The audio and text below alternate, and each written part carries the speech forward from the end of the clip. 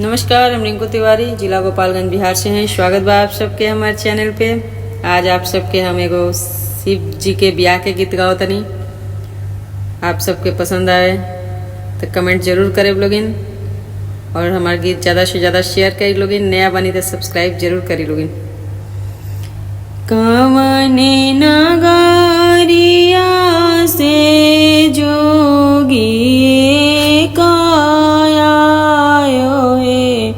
हरे के करा दुआरे जोगी आसन लगायो है। हरे के करा दुआरे जोगी बैठे आसन मारी। हरे के करा दुआरे जोगिया धूमिया रामावे। पूर्व नगरिया से जोगी का आयो है। अरे राजा जोगिया बैठे आसन मारी है। अरे राजा दुआरे जोगिया बैठे आसन मारी। भिक्षा ले बाहर भइली चेरिया लाउड़िया है। अरे भिक्षाओ ना ले जोगी गौर के पुकारे। अरे भिक्षाओ ना ले जोगी गौर के पुकारे।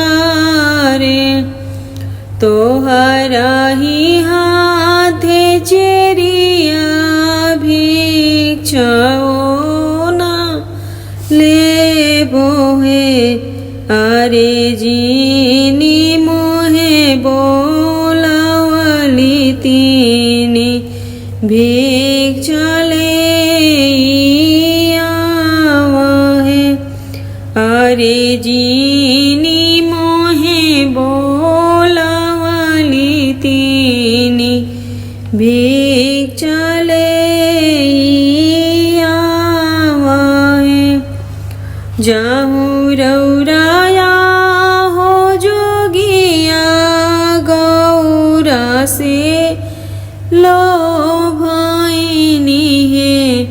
अरे गौरा जोगे आहो जोगिया सिंदूरा ले आई है।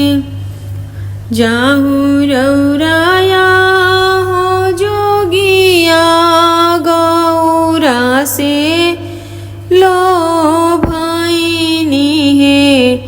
अरे गौरा जोगे आहो जोगिया सिंदूरा ले आओ है। हमारा ही देश सासु सिंदूरो ना होला हो। अरे भभूति लागा के सासु हो खेला बिया। हमारा ही देश सासु सिंदूरो ना होला है। अरे भभूति लागा के सासु हो खेला बी